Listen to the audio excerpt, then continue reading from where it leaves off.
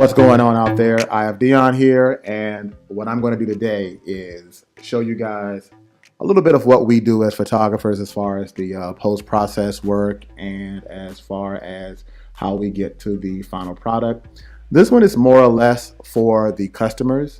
I think they need to understand what we photographers go to create that lasting image, that special image, that image with some pop to it.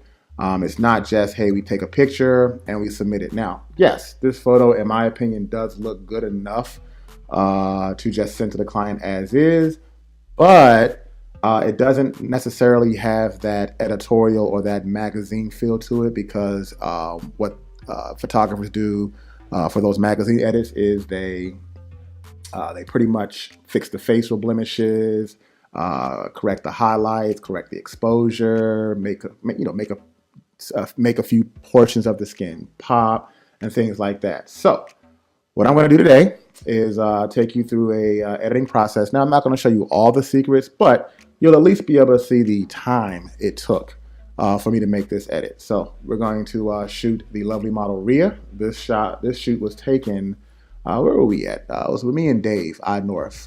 We were in Bethesda Row, or at Bethesda Row.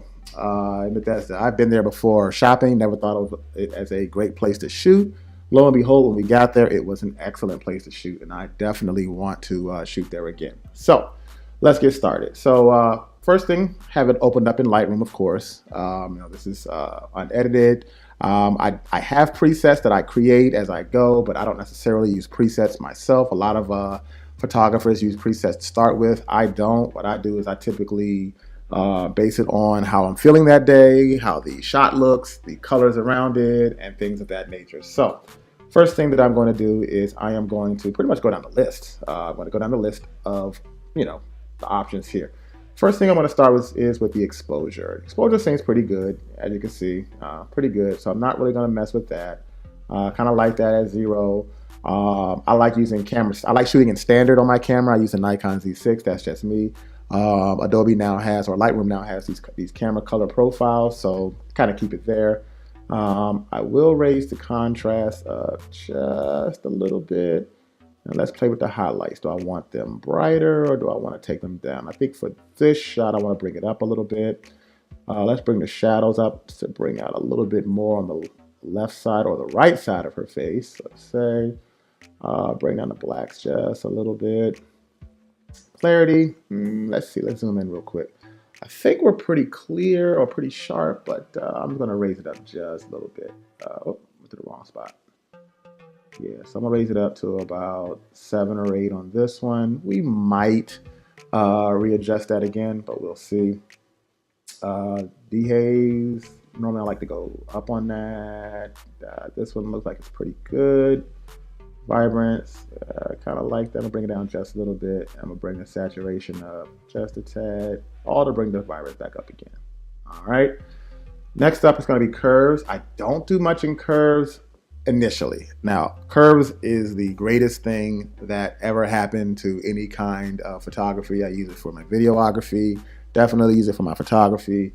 It is one of the main tools that I use right here, but I don't do that. I don't follow the order when it comes to curves. I will come right back to curves, and I might actually show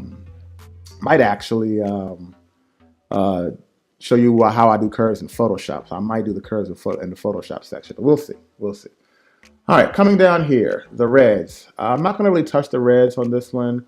Orange. Now, orange is very important in Adobe's infrastructure. I've used Capture One. I love Capture One. I've used Affinity and a lot of other photo editors. Orange is a color that most editors or most editing programs don't have for whatever reason. The reason why orange is so important, because it is the one that in reality controls the skin. See, people didn't know that. Yeah, it controls the skin. So the saturation, of course, will, make it more saturated. We don't want that. We move it to be desaturated. As you can see, it's kind of taking all the life out of the photo. And the luminous can control the highlights. See, yeah, see how it's controlling the highlights there. So what I'll do is I'll probably raise it up to about 5 on this shot, because I want to add a little bit of highlight to that cheek. Yellows, this one, you don't really see too much yellows I need to change. I'm going to keep the yellows yellow. I do, however, like to bring my blues down a lot. That's just a me thing, because that's just a me thing. Makes it a little flatter. I kind of like that. For this edit, no purple, no magenta. The split toning, I think I got that kind of right. So I don't think I need to make any adjustments. Actually, no. Let's change the highlights. Let's make the highlights a little warmer there. And let's see what we can do with the shadows. I normally do the highlights in the yellow tone and the shadows in the blue tone. It just depends on the shot. This one, I'm going to pretty much leave the shadows alone. Let's see the before. Let's see the after. Before, after. It has a little bit of a pop to it, not a lot. Sharpening, I don't really do that here. I do that in Photoshop. Noise reduction, do that in Photoshop. I don't touch the chromatic aberration and the lens profile corrections. I can, but for portraits, you don't necessarily have to mess with that. Pretty much the transformation of the photo is perfect. I don't need to adjust it. I don't need to make it longer, shorter, wider, or anything like that. Seems like it's dead on. Okay. The vignetting. Now, the vignetting, I don't do the vignetting in the beginning. I do all of that towards the end. There is a reason to that. Of course, I can vignette it now, but then I don't know how I want this picture to look, so I'm going to wait on that. And the grain, I'll come back to that also. I'm not going to do that right away. I'm going to do that towards the end, because sometimes I add a little bit of grain to give it a little bit more of actually, grain could add sharpness, believe it or not. Sharpness to skin. Not really everywhere else, but sharpness to skin. It's kind of weird how that works. All right. Now, the camera calibration, or the calibration tab. This is one of my favorites. I love this tab right here. Most do not use this tab. I use it with every single photo. To me, it brings out that pop. And honestly, if you're comparing Lightroom versus Capture One, I think what Capture One kind of does is they pretty much adjust these settings automatically for you, which is not a bad thing. But I like how in Lightroom you can kind of control it yourself. You don't necessarily need Capture One to do it for you. So let me show you what it kind of does. So if I move the greens down, as you can see, it's made it a little flatter, but it still doesn't look like a bad picture. I move it up, it's going to add a lot more saturation to it. So what I normally do is I bring the greens down here a little bit, I raise the top one up, the hue up, and the saturation down. And then I kind of try to like let them meet at the center. Let's just do it right about here. And then I go down to the blues, so I can make it look very Sony-ish with that little bluish tint, that teal tint that Sony has, or I can kind of make it more natural, make it more yellow. So what I'm going to do is I'm going to bring this down just a little bit and bring this up just a little bit. It's kind of made it pop a little bit more. And to fix the skin color, so I can make her yellow, I can make her purple, this avatar. I'm going to bring it up just a little bit and bring the saturation up just a bit. Now let's see. Now you can really see a difference in the photo. Remember how I was hitting it last time and you really couldn't see that much of a difference? That's the before, that's the after. And even if I turn this off, you can kind of see how it kind of shades down a little bit. So right now, I think I'm pretty good with this initial start in Lightroom. Now, what we're going to do is we are going to go to Photoshop. So we're just going to hit the tab that says Edit in Photoshop. This is where we're going to fix the skin and things like that. Now, I'll go through a little bit of the frequency separation, but beyond that, I can't give out those secrets as to you know, how I get the shadows to mesh right and things like that. That's something that I'm going to put in a bigger tutorial. So this, like I said, this video is for the most part showing clients the process as to what it takes to edit a photo. So, all right, so I'm here now. Let's zoom into her face. Yay! All right, so she has great skin, but it's one of those things that depending on what kind of camera you have, it is going to take a picture of everything. So if you have a little small bump on your nose, it's going to catch that. If you have a little small bump on your cheek, it's going to see that. Okay, so what we're going to do is we're going to make an empty layer here, and we're going to hit J, or you want to know where we're at, we're the spot healing brush tool right here. So you can go to the first one. Now make sure you change the Make sure I change to the right size. You can raise it with the accent button and go down and stuff like that. So let's go here. And what we're going to do is we're going to get the little bumps, natural bumps, you know, any kind of little blemishes there. Any kind of loose hairs, we can kind of do that too. Now what I selected is content aware. There are moments where you do proximity match, but right now I'm on content aware. This one right here, content aware pretty much remembers the background. That's where she is.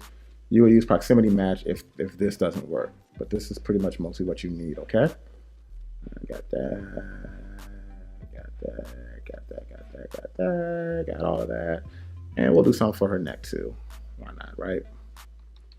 Got that. Right here, let's get that. And down here, and do one more spot right here.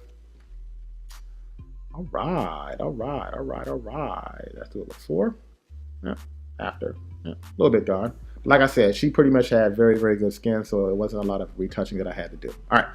So now we're going to do a full empty layer mask that is on a Windows computer, Control-Shift-Alt-E all at once. That pretty much copies everything that you've done. And I'm going to also make a duplicate layer, which is Control-J.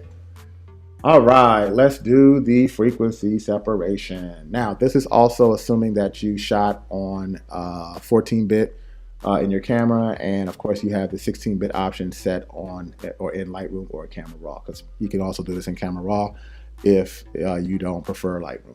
Anyway, so what I'm going to do is I'm going to go to Filter, Blur, and we're going to go to Gaussian Blur.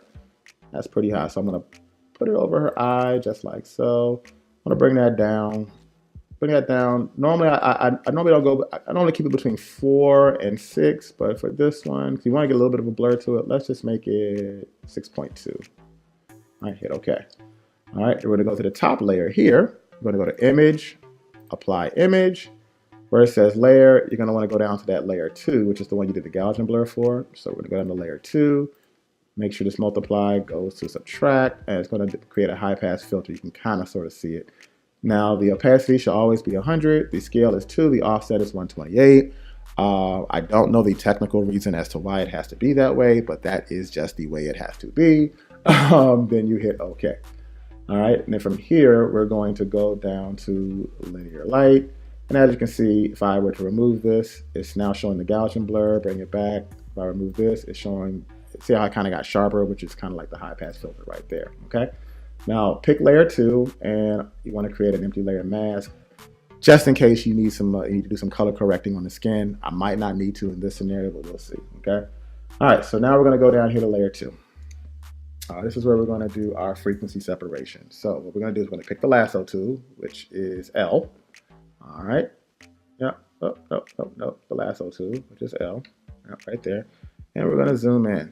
Now what I'm going to do is any kind of mismatches or different textures in the skin, you kind of want to grab them like so. So we're going to go around her eye. As you can see, it's 2 different colors right here. You're going to go Filter, Blur, Gaussian Blur. Now by default, it's going to be on where you put it.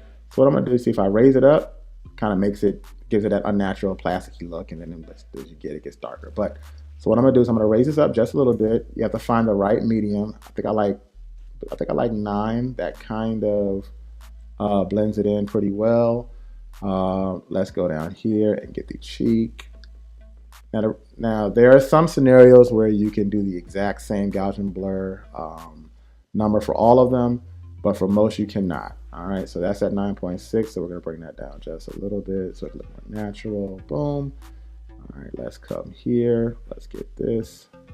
All right, filter, blur, Gaussian blur, 8.4, 9.2 is pretty good there. All right, and on her nose, let's do this. Do filter, blur, Gaussian blur. Let's raise it up to about 12 on that one. All right, let's do this side. A little bit different there. Let's do filter, blur, Gaussian blur.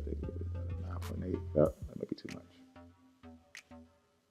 Let's make it about, yeah, 9.8 might be fine. All right, and let's get this right here. Now she has her forehead covered up. Normally, a lot of the edits are on the forehead because the forehead is the part of the skin that you typically don't put makeup on a lot. So that's why that's that. Now, as you can see, I still see a few more blemishes. So we're going to come here. I'm just going to do filter, blur, Gaussian blur once again. Try to make it a little more uniform. So we're going to raise it up a little bit more. All right, and I see a little the blemish here. So we're going to filter, blur, Gaussian blur. Raise it up again. All right, okay, yeah, I think I did. I don't know what that does, but it's always on. All right, so gonna get our chin, filter, blur, Gaussian blur. There we go. Let's bring that down. All right. I think I kind of like that a little bit. Let's fix this right here a little more. Filter, blur, Gaussian blur. All right. Okay. Now all I think I have to do is now fix her nose. All right, so this is what we're going to use this filter for. So what we're going to do is we're going to select the brush tool, and I used to have the opacity at 100 and the flow at 1. For all intents of this video, let's keep it that way. Opacity 100, flow 1, smoothing should be 0. Make sure you have a brush that's kind of smooth right there. And what we're going to do is you're going to hit Alt for the color picker, and you're going to select a part of the skin, and you're going to kind of like mesh it in. All right, now you may have to select a few different parts of the skin to kind of mesh it in, because you don't want to just have one color. So you want to pick, certain parts to kind of make the color mesh a little bit, and kind of blend in. Kind of brighten it up just a little bit. Now you don't want to overdo this because then you'll take away the texture in her face. You don't want to overdo this portion. I gotta get it just like so.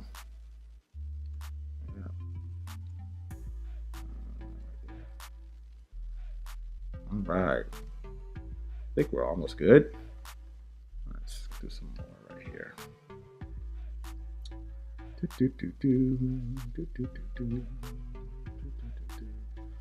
like I'm a makeup artist. I need to go into that field now, makeup artistry. They call it MUA. MUA, I think that's what I'm gonna take up next. No, just kidding. So if I take it away, as you can see, the nose changed. I put it back, it's right there. And just to give you an idea, I like to put the entire frequency separation in a group. So I'll just hit Control G on Windows. So as you can see, that's the original, that's the fix. That's the original, that's the fix. As you can see, there's a big difference. Original, fix, okay? And if you zoom out, we'll see it from afar. Original, the fix. So we actually do something there, All right, matter of fact, I'll go ahead and continue on with the next part of the tutorial. Why not, right? So next thing we're going to do is we are going to create 2 curve layers. One I'm going to pick right around here, close to the shadow section. We're going to move that up, and as you can see, what it does, kind of makes her yellowish. And we're going to do Control I to invert that. I'll tell you why in a second. And then we're going to select another curve, and we're going to drop it down, and we're going to do Control I one more time.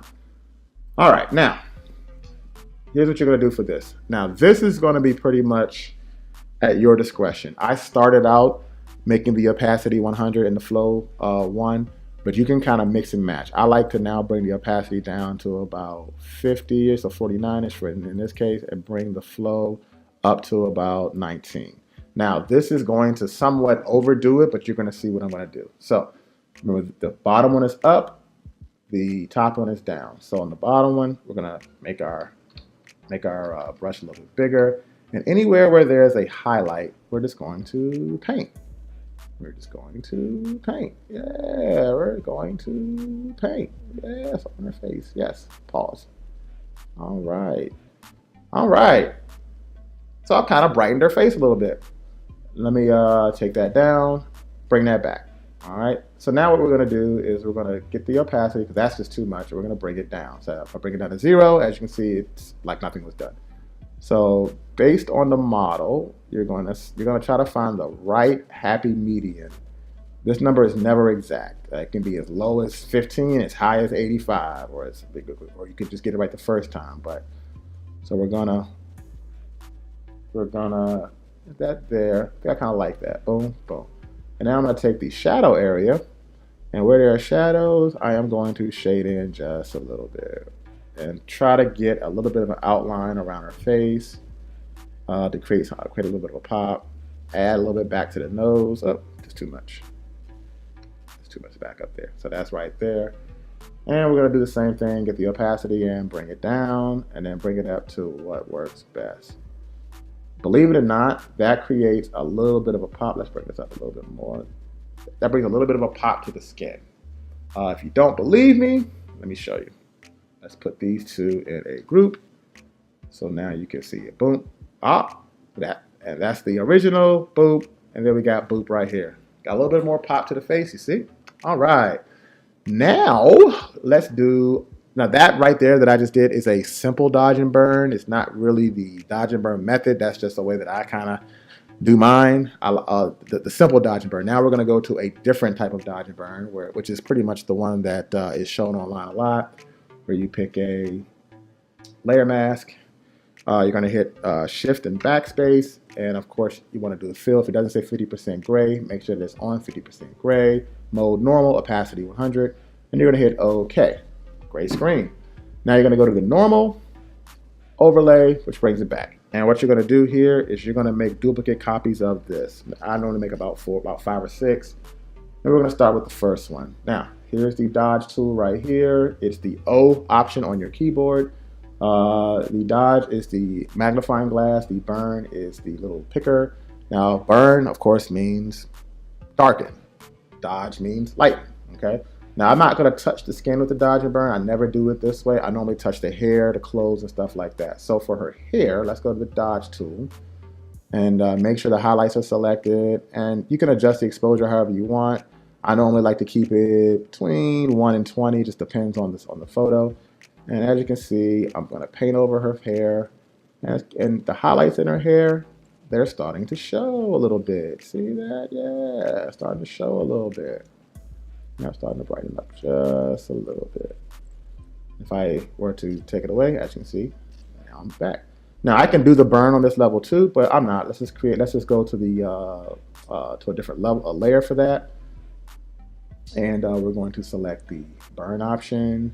And we're going to go to the darken areas. See the shadows here? We're going to go to the darker areas and kind of give them a shadow. Don't overdo this, otherwise it's going to be too dark. As you can see, it's it messed up a little bit. Let's back up just a little bit. Right there. Yep. All right. So we got a dodge, we got a burn, we got a dodge. And as you can see, her hair has a little bit more pop to it. Not a lot, but a little bit more pop to it. Okay. All right. I think that's all I'm going to do for that right now. So what we're going to do is we're going to put this in a group just so I can have it. And as you can see, let's see all the edits. Take that away, take that away, take that away, take that away. That's your image from Lightroom. Bring it all back. Boop, boop, boop. As you can see, working some magic here. All right. Next up, I'm going to add a little bit more punch and clarity to the photo. This is a technique that I learned a little while ago, along with some stuff added from my perspective as to how I edit. So what I'm going to do is I'm going to create that layer again, which is Control Shift Alt E, which pretty much takes everything into one photo. So even if I were to now take this away, that layer right there is the copy of all of my adjustments. Okay. And what I'm going to do is I'm going to make a duplicate layer of that. And what we're going to do is we are going to desaturate this. Desaturate is Control Shift U. As you can see, black and white. Why do we do that? The reason why we did that is because I am going to now create a high pass filter. This high pass filter is what helps with the sharpness, the vividness, and stuff like that. So you'll see where I'm going with this in a second. So once we have desaturated, we're going to go to Filter, Convert for Smart Filters. You're going to get this little error right here. Just hit OK. It means nothing. All right. And just wait a second, wait a second, wait a second. As you can see, put this little icon right here on there. So from there, we're going to go to Filter, other high pass. Looks like the frequency separation portion of it kind of is. So the radius is at 7 because that's where we kind of left it at. I'm going to move this for this portion of editing. I'm going to move that all the way up to about 110. For this, you can go from 80, depending on your camera, will depend on how much you do this. So I have a pretty high end camera, so therefore I don't want to go too high. You don't want to bring it all the way over here. It's going to look disgusting. So I'm going to take it to about 118. That's fine. I said okay. Over here, we're going to hit normal, and we're going to select vivid light. Ooh, now look at what it did to the photo. It looks disgusting. But what you can do when you create this smart filter is I can adjust this high pass again if I choose to. But we're going to leave it there. All right, so now from here, we are going to create we're going to create a mask layer. So we're going to hit Alt, this option right here. And what does it do? Look what it did. It brought the picture back. So the reason why it did that was now I can manually mask in the areas that I want affected by the photo. Because as you can see, the skin looked horrible. But believe it or not, the clothes are going to look pretty good when I do this edit and the things around it. You're going to see what I'm saying in just a second. All right. So now that we're here, now make sure that the brush is white. If you're painting on black, the brush should be white if you want to make an adjustment. If you're painting on white, the brush must be black if you want to make an adjustment. So the layer is black, the brush is white. Okay. So now we're going to select the brush. Now I'm going to change the opacity to about 71 and the flow, let's just do 36, in and around there, that's fine. All right, so I'm gonna take my brush. All right, now over the skin, not over the skin, over the clothes, as you can see, see what it's doing? It's giving it a little bit of a bold effect. Look at that. Look on the chest, see how it's making that a little shinier? And now I'm gonna get the background. This is a dodge and burn technique, by the way. Let's get brighten that out. Let's get that. Now, like I said, you don't want to do anything on the face with this. Let me show you why. You don't want to do that. That looks disgusting. So let's back that up. So as you can see, boom, take that away, bring that back. It brought some punch to the photo. Yeah, now this is one of the things that is, hey, freebie for right now. That's why not everybody's going to get to see this video. But anyway, so take it away, bring it back. Pretty damn good, pretty damn cool, pretty damn cool. Now, the opacity, I can kind of adjust it how I want. I can make it all the way. Sometimes I leave it all the way up. I'm gonna bring this down just a tad. Let's bring it down to about 61. That looks pretty good. And you know what we're gonna do? We're gonna do a little bit to the hair. But what I'm gonna do to the hair though is I'm gonna bring the opacity all the way down to like 16 and the flow down to like 14. So it's a supple adjustment. It's not a lot. It's very supple. You know. All right. Yeah, there we go. There we go. I kind of like. Now, what we're going to do is I'm going to sharpen certain parts of her eyes and lips. Believe it or not, sharpening the eyes and lips, one of the biggest things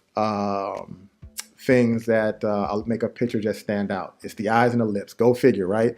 When I first did that, I didn't believe in it, but then when I saw it, I was like, oh wow, that little bit, just sharpening the eyes and lips makes a difference. So I'm gonna do this the Photoshop way. There's plenty of other ways to do this, but I'm gonna do it the Photoshop way just so you can see. I'm gonna hit a duplicate layer, which makes another layer just like this. This mask right here, we're gonna right click and we're gonna delete the layer mask, which brings that back. We're gonna bring the opacity back to 100. We're gonna change the vivid light to overlay. As you can see, it makes it a little bit sharper, unnaturally sharp that is. All right, and we're gonna do the same thing, Alt here, to kind of bring that there. All right, so that's that. All right, now, the brush for sharpening the eyes and the lips is too high.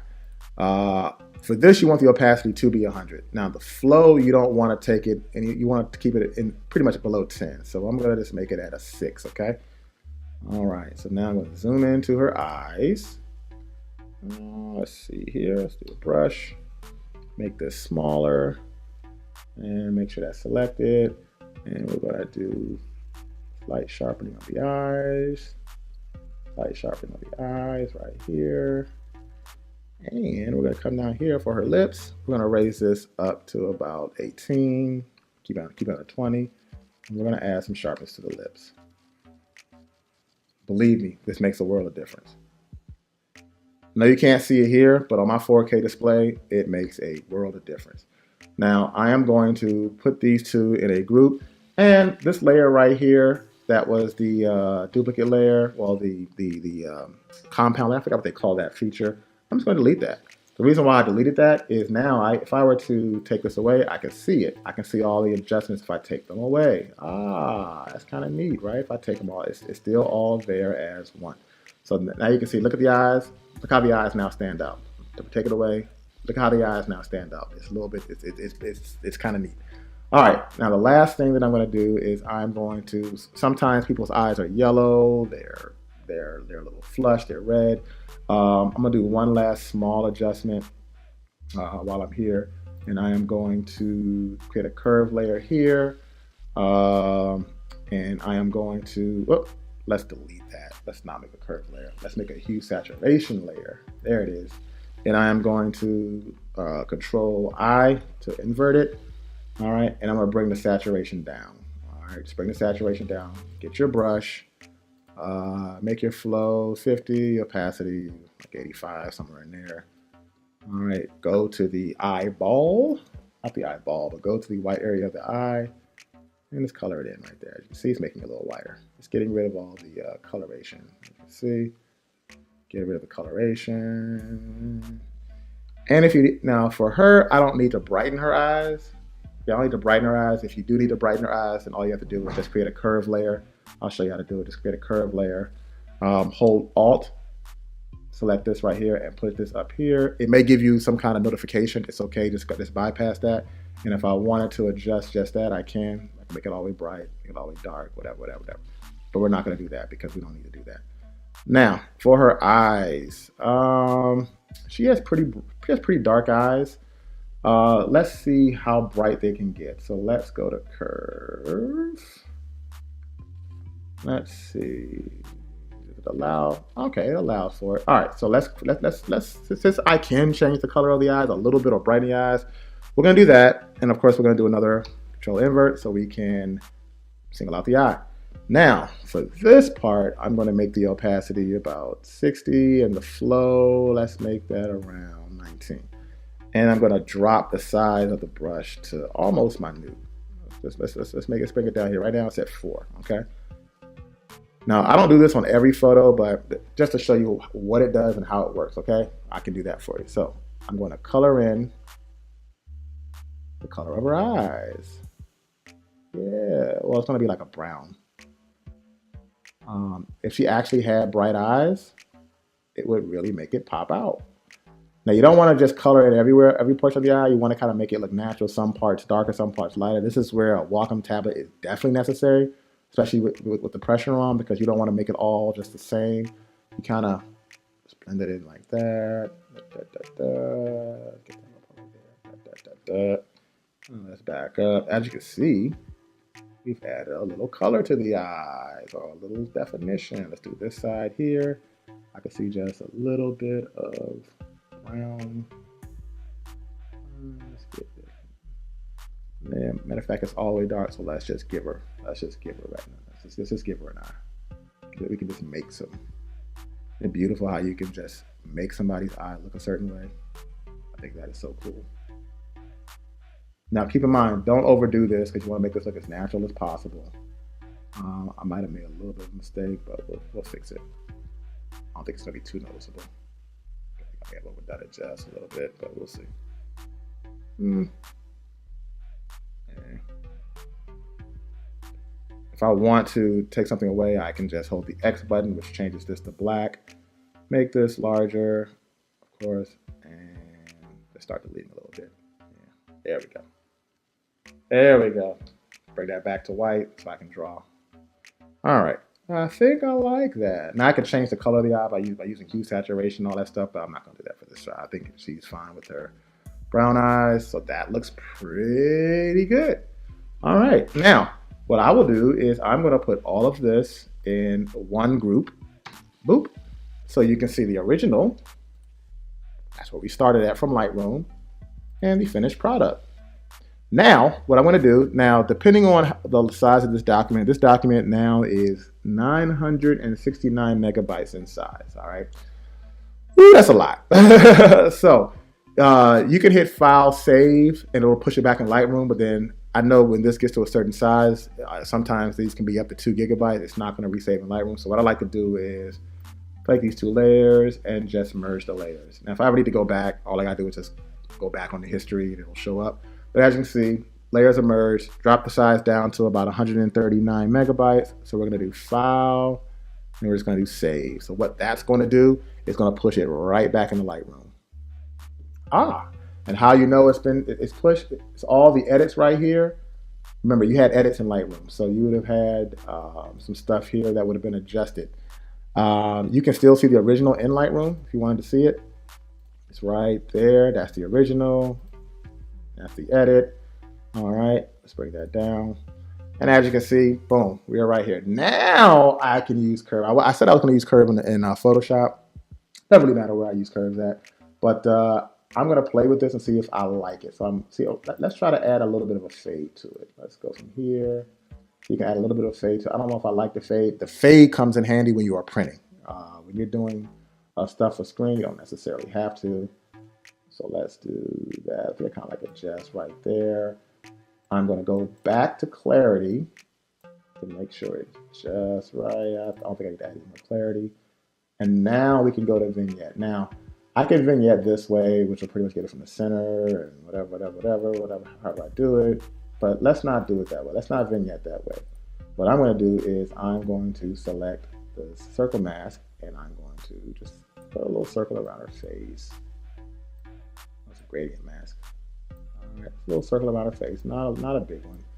All right, and I'm gonna go to exposure and I'm gonna bring it down. What that's gonna do is bring it down everywhere on her except her face. If I bring it all the way down, yeah, see, ooh, that doesn't look that bad, but so I'm gonna bring it down just a little bit there. And just for kicks, let's create another gradient mask. Let's bring this down here, and let's just shine a little bit of warmth. There we go. Put a little bit of warmth, a little bit of sunshine on her. There we go. There we go. All right. All right. I think I like it. Original. Now, yeah, you can leave it that way, but you know, it's up to you. I like this. That's just me. All right. Now the last step, the grain. I always put a little bit of grain, even if it's just 13 or something like that. So, you know, I don't have to put too much. If I go too much, then it's gonna look like this. I like photos like that, but your client won't. So with this, I'm going to just move it up to about 11. I think I like that. It's a nice little supple grain, smooth skin. Let's look all around. Look at that there. Pretty good. I don't see anything else that needs to be done. And that is about it.